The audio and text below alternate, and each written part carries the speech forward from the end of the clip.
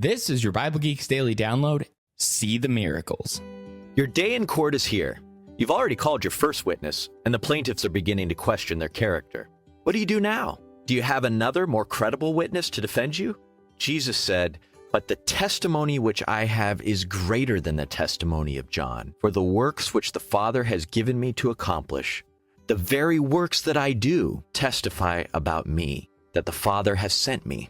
John 5, verse 36.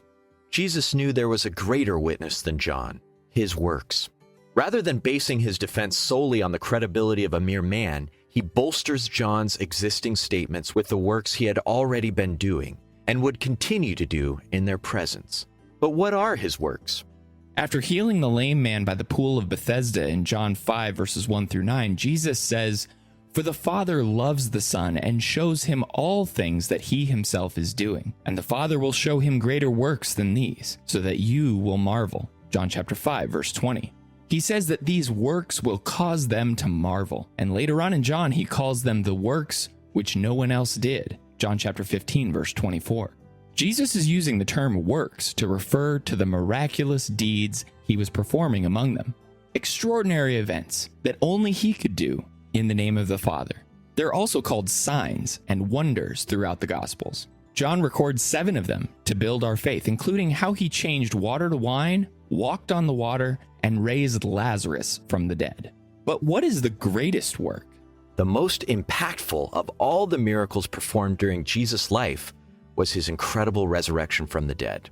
This single event solidified Jesus' claims that he was the Son of God. Why else would God have raised him, as Paul talks about in Romans 1 and verse 4? And why should I believe his works? Many people believed in him when they saw his miracles. Earlier in John, a leader of the Jews named Nicodemus approached Jesus and said, "Rabbi, we know that you have come from God as a teacher, for no one can do these signs that you do unless God is with him." John 3, verse 2.